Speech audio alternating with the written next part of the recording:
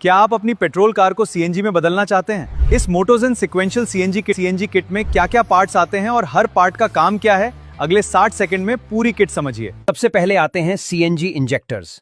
इनका काम गैस को सही मात्रा में इंजन के सिलेंडर तक पहुंचाना है। यही इंजन की परफॉर्मेंस और माइलेज को नियंत्रित करते हैं। इसके बाद आता है वेपोराइजर। ये टैंक से आने वाली हाई प्रेशर सीएनजी को नियंत्रित करके इंजन के लिए उपयुक्त गैस में बदलता है। ये है ECU यानी इलेक्ट्रॉनिक कंट्रोल यूनिट। इसे सीएनजी किट का दिमाग कहा जाता है। ये पूरे सिस्टम को कंट्रोल करता है और गैस की सप्लाई को मैनेज करता है। मैप सेंसर गैस प्रेशर को मॉनिटर करता है, जबकि फिलिंग वाल्व के जरिए सीएनजी टैंक में गैस भरी जाती है। दोनों पार्ट्स सिस्टम के लिए जरूरी हैं। कॉपर पाइप, होज और फिटिंग्स सभी पार्ट्स को जोड़ते हैं। वहीं ये स्विच आपको एक बटन दबाकर पेट्रोल और सीएनजी के बीच बदलने की सुविधा देता है। यही है मोटोजेन सीक्वेंशियल सीएनजी किट का पूरा सिस्टम। क्या आप जानते हैं आपकी कार के कौन कौन से पार्ट्स कब बदलने चाहिए? अगर नहीं तो ये 40 सेकंड आपकी कार को हजारों रुपए के नुकसान से बचा सकते हैं। इंजन ऑयल और ऑयल फिल्टर हर 5 से 10,000 किलोमीटर पर बदलें। कूलेंट हर 80,000 किलोमीटर या 2 साल में बदलें। ब्रेक फ्लूइड हर 40,000 किलोमीटर या 2 साल में बदलना जरूरी है। एयर फिल्टर को 30,000 किलोमीटर पर चेक करें। एसी फिल्टर हर 15,000 किलोमीटर पर बदलें। स्पार्क प्लग लगभग 1 लाख किलोमीटर तक चलता है, लेकिन मिसफायर हो तो पहले भी बदलना पड़ सकता है। ट्रांसमिशन ऑयल 50 से 70,000 किलोमीटर पर बदलें और बैटरी की लाइफ लगभग 3 से 4 साल होती है। ब्रेक पैड्स आमतौर पर 50 से 60,000 किलोमीटर तक चलते हैं। समय पर सर्विस, लंबी कार लाइफ। क्या मारुति सुजुकी ब्रेजा में सीएनजी किट लग सकती है? अगर हाँ, तो कौन कौन से पार्ट्स लगते हैं, कहाँ फिट होते हैं, पूरी सिस्टम कैसे काम करती है? आइए देखते हैं ब्रेजा सीएनजी कन्वर्शन का पूरा 3D ब्रेकडाउन। सबसे पहले बूट में high quality CNG cylinder fit किया जाता है। इसके बाद हाई प्रेशर पाइपलाइन सिलेंडर से इंजन तक पहुंचाई जाती है और फिलिंग वाल्व को पेट्रोल कैप के पास फिट किया जाता है। इंजन कंपार्टमेंट में रिड्यूसर, ECU, मैप सेंसर और इंजेक्टर रेल लगाए जाते हैं। रिड्यूसर गैस का प्रेशर कम करता है, जबकि ECU पूरे सिस्टम को कंट्रोल करके इंजन तक सही मात्रा में गैस पहुंचाता है। जब ड्राइवर सीएनजी मोड चुनता है तो गैस सिलेंडर से निकलकर इंजन तक पहुंचती है। नतीजा, कम रनिंग कॉस्ट और स्मूथ परफॉर्मेंस और हर किलोमीटर पर ज्यादा बचत। यही है इसकी पूरी तकनीक। अपनी अर्टिगा को सिर्फ 4 रुपए पर किलोमीटर में चलाना चाहते हो तो आज मैं दिखाने वाला हूं प्रोफेशनल सीएनजी किट फिटमेंट, जो आपकी फ्यूल कॉस्ट को बहुत कम कर सकता है। यहां इंस्टॉल हो रहा है certified CNG cylinder, smart ECU, reducer और इंजेक्टर सिस्टम। हर फिटिंग सेफ्टी स्टैंडर्ड्स और प्रॉपर कैलिब्रेशन के साथ की जा रही है। प्रोफेशनल सीएनजी से मिल सकती है बेहतर रनिंग कॉस्ट और स्मूथ ड्राइविंग एक्सपीरियंस। अपनी अर्टिगा के लिए क्वालिटी के लिए फाइज ऑटोगाज सर्विस, खेरली पर संपर्क करें। सुन रहे मालिक, मैं हूं तेरी सीएनजी गाड़ी का फिलिंग वाल्व, और भराई के बाद मेरी कैप जरूर बंद कर। लीकेज दिखे या गैस की बदबू आए तुरंत चेक करा, तभी रहेगी तेरी गाड़ी सुरक्षित। क्या आप अपनी पेट्रोल कार को सीएनजी में बदलना चाहते हैं? इस मोटोजेन सीक्वेंशियल सीएनजी किट में क्या क्या पार्ट्स आते हैं और हर पार्ट का काम क्या है, अगले 60 सेकंड में पूरी किट समझिए। सबसे पहले आते हैं सीएनजी इंजेक्टर्स। इनका काम गैस को सही मात्रा में इंजन के सिलेंडर तक पहुंचाना है। यही इंजन की परफॉर्मेंस और माइलेज को नियंत्रित करते हैं। इसके बाद आता है वेपोराइजर। ये टैंक से आने वाली हाई प्रेशर सीएनजी को नियंत्रित करके इंजन के लिए उपयुक्त गैस में बदलता है। ये है ECU यानी इलेक्ट्रॉनिक कंट्रोल यूनिट। इसे सीएनजी किट का दिमाग कहा जाता है।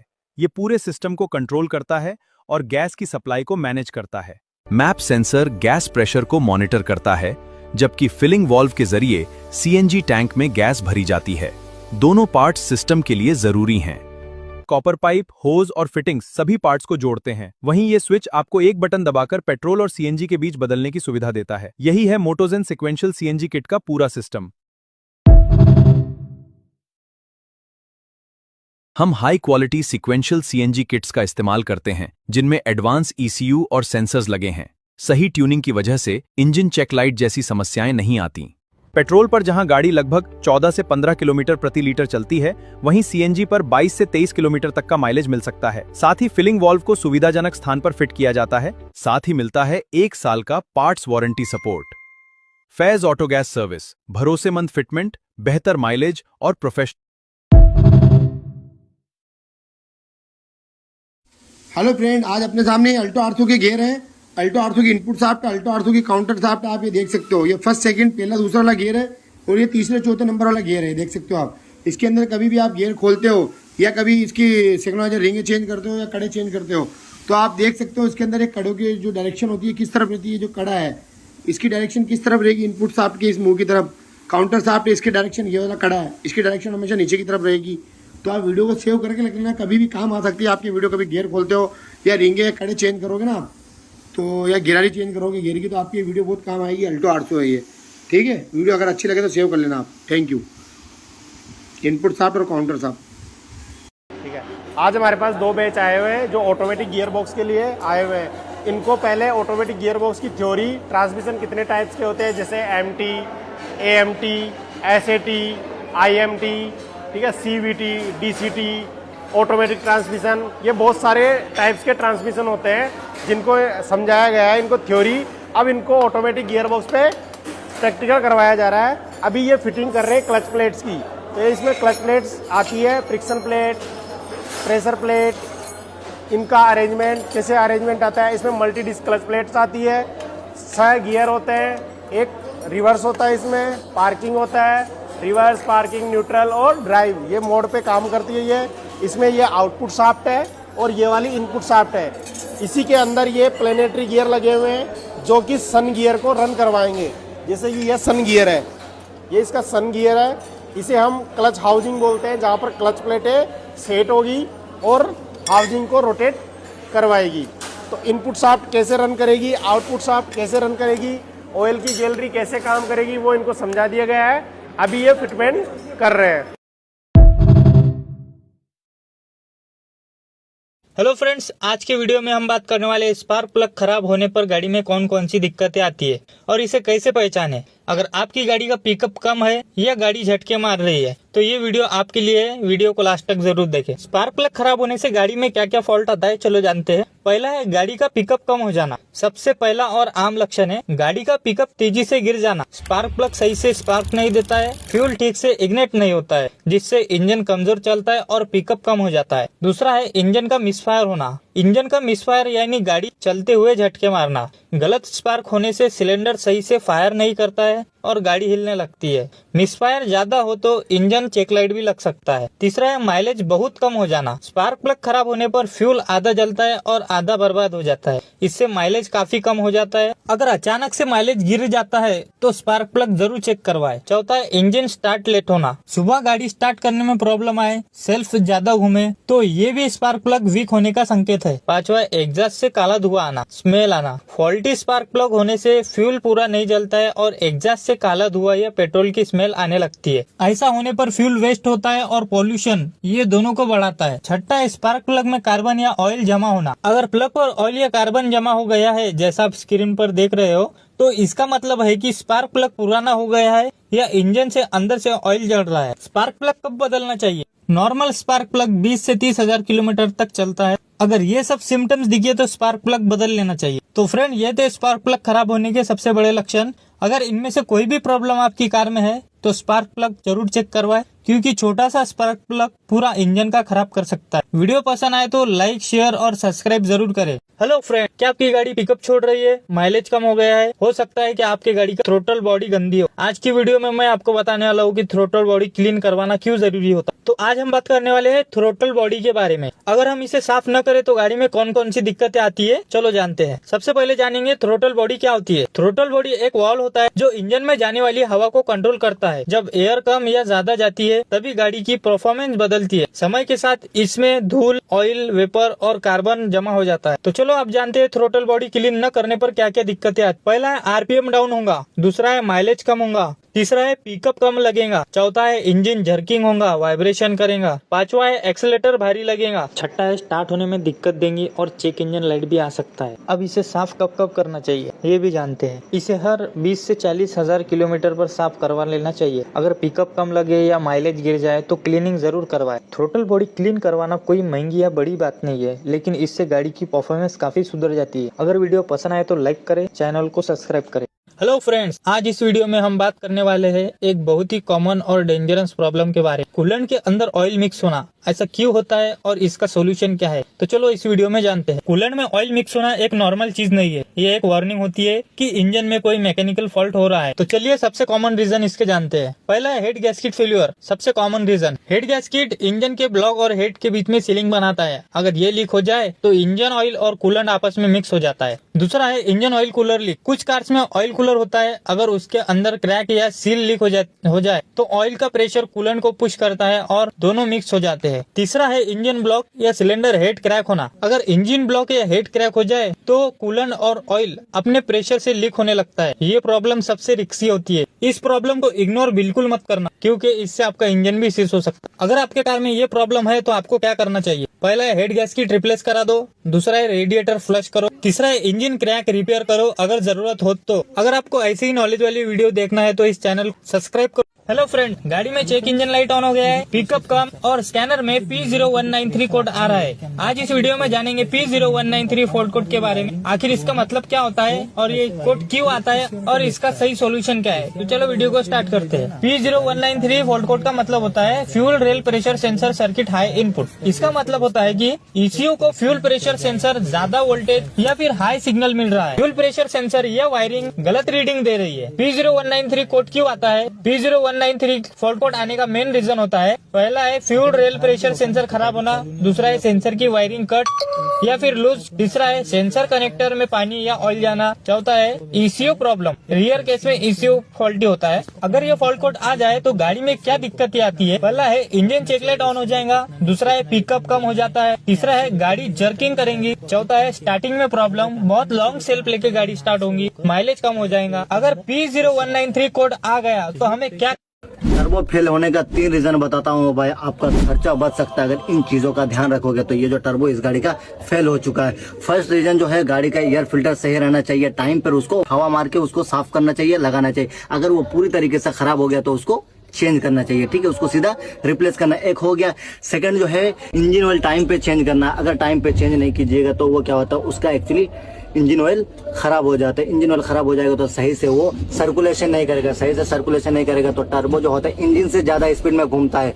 अब उसको क्या है, प्रॉपरली मोबिल चाहिए, यानी कि इंजन ऑयल उसके पास प्रॉपरली पहुंचना चाहिए। अगर नहीं पहुंचेगा तो उस कंडीशन में सीज हो सकता है भाई, ठीक है। थर्ड जो है, तीसरा नंबर, वो होता है हाई आरपीएम पे गाड़ी रहने के बाद तुरंत बंद कर देते हैं, ठीक है। हाई आरपीएम पे रहने के बाद तुरंत गाड़ी को बंद नहीं करना। अगर हाई आरपीएम पे रहने के बाद गाड़ी को बंद करोगे तो वो सीधा लोड टर्बो के ऊपर पड़ेगा। टर्बो के ऊपर क्या होता है, एक्चुअली मोबिल उस टाइम पे जाएगा नहीं और टर्बो घूमते रहेगा तो उस टाइम पे सीज होने का या फिर फेलियर होने का चांसेस रहता है। इन 3 चीजों को ध्यान में रखना है इसका भाई, ठीक है। मिलते हैं दूसरा वीडियो में। वीडियो कैसा लगा जरूर बताइएगा, फॉलो कर लीजिए आगे को।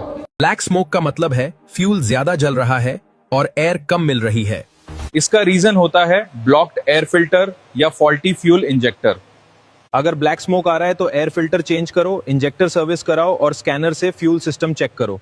इंजेक्टर डर्टी हो जाए तो फ्यूल सही स्प्रे नहीं होता और स्मोक निकलता है।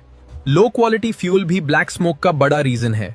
मैप सेंसर अगर खराब हो जाए तो एयर का करेक्ट रीडिंग ECU तक नहीं जाता और ECU फ्यूल ज्यादा इंजेक्ट कर देता है।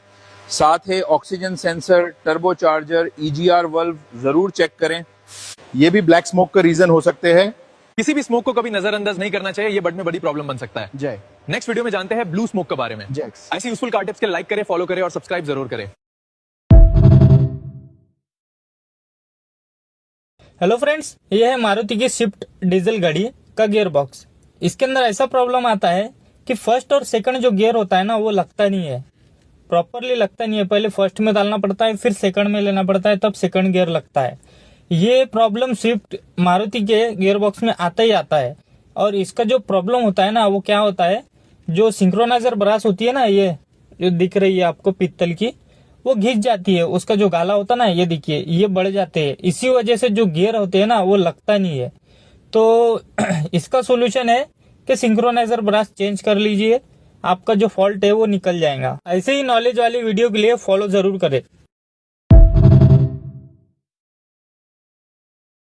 हेलो फ्रेंड्स, आज जानेंगे टर्बो के बारे में। आखिर टर्बो खराब क्यों होता है? अगर टर्बो खराब हो जाए ना तो गाड़ी की जान निकल जाती है। टर्बो कैसे खराब होता है, क्यों होता है, क्या वजह हो सकती है टर्बो खराब होने की, चलो जानते हैं। टर्बो खराब होने की 3 वजह होती है। पहला है इंजन बैक कंप्रेसर। इससे टर्बो बहुत जल्दी खराब होता है। जब इंजन के अंदर कंप्रेसर लीक होता है यानी पिस्टन रिंग या वाल्व वीक हो जाते हैं तो एग्जॉस्ट में प्रेशर का फ्लो रेगुलरली हो जाता है। इससे टर्बो को सही प्रेशर नहीं मिलता है और उसकी शाफ्ट बेरिंग पर ज्यादा लोड आता है। धीरे धीरे टर्बो की बेरिंग खराब होने लगती है और आवाज आने लगती है। तो अगर बैक कंप्रेसर है तो टर्बो जल्दी ही खराब हो जाएगा। दूसरा है इंजन ऑयल खराब होना या कम होना। टर्बो को लुब्रिकेशन के लिए हाई क्वालिटी इंजन ऑयल चाहिए होता है। अगर ऑयल पुराना है, गंदा है या लेवल कम है तो टर्बो की बेरिंग को लुब्रिकेशन नहीं मिलता है। रिजल्ट बेरिंग हीट होकर सीज हो जाती है। हमेशा याद रखो टर्बो इंजन के लिए इंजन ऑयल चेंज करने में देर कभी ना करे। तीसरा है एयर फिल्टर या इनटेक पाइपलाइन फटी होना। इससे भी टर्बो खराब होता है। जैसे टर्बो को हवा खींचने के लिए एयर फिल्टर और इनटेक पाइपलाइन चाहिए होता है। अगर एयर फिल्टर गंदा है या पाइप फट गया है तो धूल मिट्टी सीधे टर्बो के अंदर जाती है। इससे टर्बो के ब्लेड्स कटने लगते हैं और बैलेंस बिगड़ जाता है। धीरे धीरे टर्बो खराब हो जाता है। अगर टर्बो चेंज कर रहे हो तो सबसे पहले ऑयल चेंज करना जरूरी है, ऑयल फिल्टर बदलना जरूरी है और जो एयर की जो पाइपलाइन आती है वो भी क्लीन करना जरूरी है और जो इंटरकूलर होता है जो गैसेस चलती है टर्बो से वो भी क्लीन करना जरूरी है। नहीं तो हर टर्बो आपका जैसे कि वैसे ही हो जाएगा। अगर ये वीडियो पसंद आया तो लाइक करो, अपने दोस्तों को शेयर करो और ऐसे ही कार रिपेयरिंग टिप्स के लिए सब्सक्राइब करो। इसका सिंक्रोनाइजर रिंग है जो हमने ये रिप्लेस किया, यहाँ पर देख सकते हो ये फर्स्ट सेकंड का, और इसका प्राइस जो है 1955 रुपये है, ये देख सकते हो। और ये गियर बॉक्स हम ये पूरा कंप्लीट फिटिंग कर रहे हैं, देख सकते हो। सीएनजी सिस्टम में छोटी सी लीकेज भी आपकी सेफ्टी के लिए बड़ा खतरा बन सकती है, इसलिए समय पर चेकिंग बहुत ज़रूरी है। लीकेज की वजह से गैस वेस्ट होती है, परफॉर्मेंस कम हो सकती है और सेफ्टी रिस्क भी बढ़ सकता है। अगर आपको गैस की स्मेल आए या माइलेज में अचानक फर्क लगे तो तुरंत अपने सीएनजी सिस्टम की चेकिंग करवाएं। गद्दी पे चाहे हम रहे या मुन्ना, नियम सेम ही रहेगा।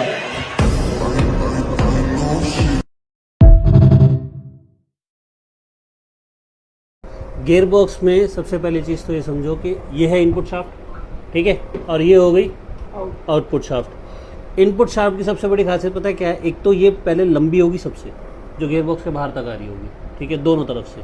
आउटपुट जो है वो सिर्फ एक तरफ से बाहर आती है, इनपुट के यहीं फंसी रहती है, ये बाहर नहीं आती। लेकिन इनपुट बाहर तक आती है जो क्लच के साथ कनेक्ट होगी और बाहर भी आएगी, ठीक है, क्योंकि पाँचवा गियर जो गाड़ी का सबसे लास्ट गियर होता है, चाहे पाँचवा या छठा वो गियर बॉक्स के बाहर ही मिलेगा, ठीक है। दूसरी चीज़, इनपुट में जो गियर होगा पहला, ये छोटा, सबसे छोटा गियर इनपुट का होता है, पहला गियर, लेकिन आउटपुट का सबसे बड़ा होगा, ठीक है।